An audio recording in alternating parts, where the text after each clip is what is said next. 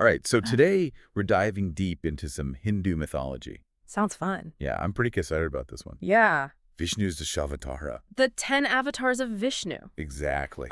So for anyone who Yeah, give us the rundown. needs like a quick recap, Yeah, who is Vishnu again? Vishnu is kind of like the caretaker god of the universe. Okay, so like He preserves and protects. a maintenance guy. Exactly. Keeps things running. Yeah, think of it as a universal insurance policy. Okay, I like that. So whenever things go off balance, Vishnu steps in. To like, Fix to it. set them right. I got it. You can. Okay, and that's where these avatars come in, right? This is where it gets interesting. So instead of just sending a text message or like an email, Vishnu's like, I'm coming down there myself. Right. All right, so what's the first one? First avatar. Yeah. We're starting with Matsya, Matsya. the giant fish. Oh, this is the one with the Vedas, right? You got it. Yeah. So the Vedas, those are like the most important texts in Hinduism. Foundational texts. Yeah, and they're in trouble. Big trouble. Big trouble. There's a great flood. Oh, no. And these texts are in danger of being lost forever. So Vishnu becomes this giant fish. Exactly. Okay. He guides a boat carrying the Vedas and Manu, the first human, Okay. to safety. So that, like, the knowledge can be passed on. Exactly. Ensuring the continuity of knowledge and life itself. Whoa. It's a pretty big deal. That's a pretty big responsibility for a fish. Someone's got to do it. That's true. Someone's got to do it. Yeah. It makes you think about, like, what's really important, right? Like, if you had to just take a couple of things with you in a flood. The essentials. Yeah, what would you take? What do we need to rebuild? Yeah, what would you grab? Exactly. Okay, so we go from this giant fish in the depths of the ocean to... What's Kurma, the giant tortoise? Okay, now we're talking. This time it's about creation. Ooh. Not just preservation. Okay, so what's happening here? Picture this. Okay. You've got the gods and demons. Okay, they're working together. They're working together. Wow, that's rare. It is rare. Yeah. They're churning the cosmic ocean of milk to obtain Amrita. The nectar of immortality. Exactly. That's the good stuff. Okay, they're trying to be immortal. They want to live forever. Makes sense. So they need like a stable base for this whole operation. They need like a churn. Yeah, like a giant churn. Okay, and that's where the tortoise comes in. You got it. Vishnu becomes this giant tortoise Kurma and offers his back Shell. as the pivot point. So they're just like swirling this giant cosmic milk ocean. It's a pretty epic image. That's amazing. And it really highlights Vishnu's unwavering strength and stability. Okay, so we've got this like sense of like stability and like, foundation. Yeah, solid foundation. All right. But then we've got Vara the boar. And we're back to dealing with problems on Earth. Yeah. More down-to-earth problems. Literally down to earth. Literally. The earth has been kidnapped. Well, not kidnapped exactly. Oh. It's been dragged to the bottom of the ocean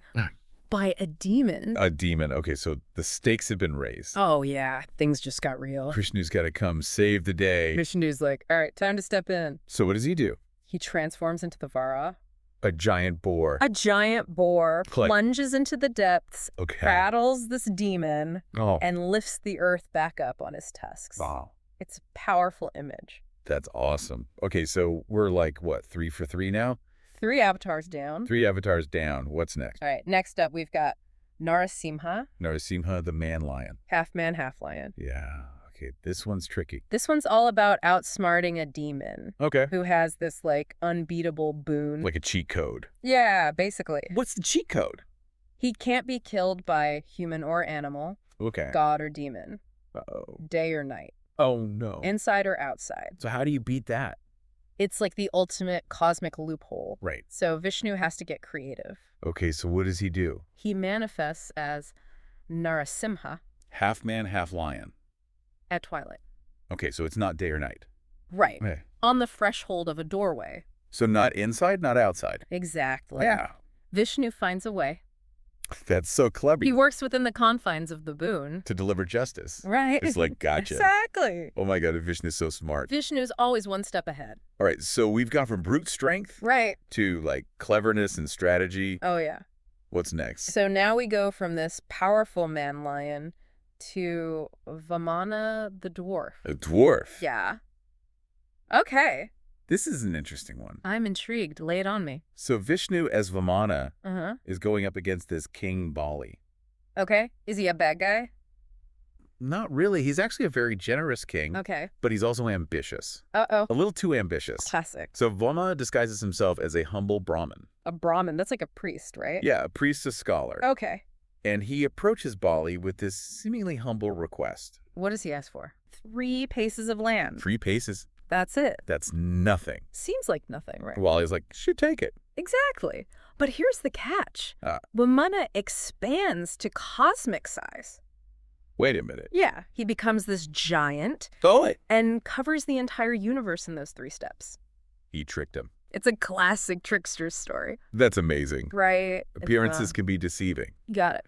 Okay, so we've had strength, resilience, strategic thinking now, humility. And cleverness. And a little bit of trickery. Yeah. What's next? So next we have Parashurama, the warrior with an axe, who brings justice to the world by eliminating corrupt rulers. So he's like the enforcer. Yeah.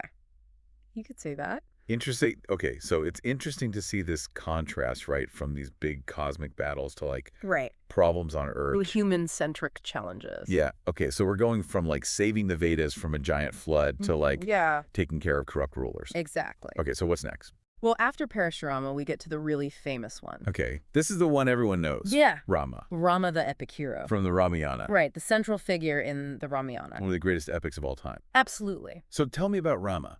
Rama is like the embodiment of Dharma. Dharma, that's like righteous conduct. Doing the right thing. Exactly. Okay. His story is all about love, duty, sacrifice. Okay, so he's like the perfect guy. He's held up as this ideal figure. Interesting. Okay, so what happens in his story? It's a long story. Okay. But essentially, Rama faces these incredibly difficult choices. Okay. And he always chooses to uphold his principles. Even when it's hard? Especially when it's hard. Wow, that's intense. It's a powerful story. Okay, so we've got Rama, and then... And then we have Krishna. Krishna. Another really important figure. This is from the Mahabharata, right? Yeah. You got it. Okay, so what's his deal? Krishna is like the divine statesman. Okay. He's all about wisdom and strategic thinking. And he delivers these amazing philosophical teachings. Like the Bhagavad Gita. Exactly. The Bhagavad Gita is this incredible conversation. Between who? Between Krishna and Arjuna. And they're talking about? Duty action. Okay. The meaning of life. Whoa, that's a pretty big conversation. She's one of the most important texts in Hinduism. Okay, so Krishna is this, like, super wise dude. Oh, yeah. He's been through it. He's seen it all. Okay, so Ramakrishna, we're on a roll. We're getting through. We're getting through the avatars. Yeah, who's next? Who's next? All right, this one's a little bit of a twist. Huh? The 9th avatar is Buddha. Wait, Buddha? Yes. Like the Buddha? The Buddha. What? How did he end up here? It's really fascinating. Yeah. It shows how Hindu thought evolved by acknowledging Buddha as an avatar. Okay. It's like saying, hey, we recognize the value of these teachings. Okay. Even though they come from a different tradition. So it's like expanding the definition of what an avatar can be. That's really cool. It is. Okay, so 9 down. 1 to go. Who's the final avatar? This is the one we're all waiting for. Okay. Kalki. Kalki, and he's the avatar yet to come. Oh, so he hasn't shown up yet? No. Okay, so when is he coming? He's prophesied to appear at the end of the Kali Yuga. The Kali Yuga, that's like... a time of darkness and strife. So things are going to get bad. It's not looking good. And then Kalki's going to show up.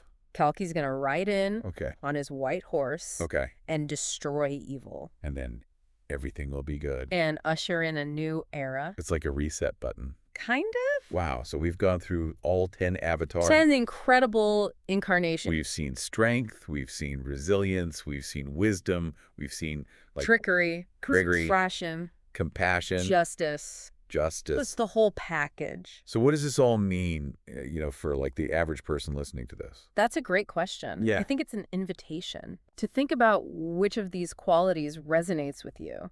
Okay. Which ones do you need to cultivate within yourself?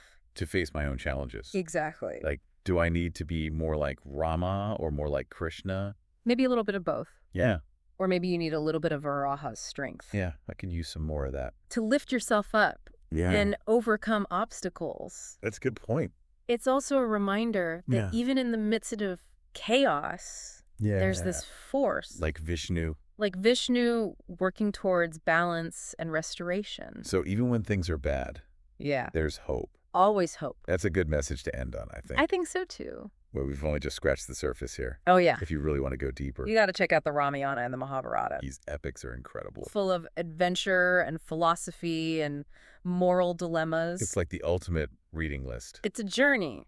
So, yeah, happy diving. Everyone, go check out those epics. Happy dive.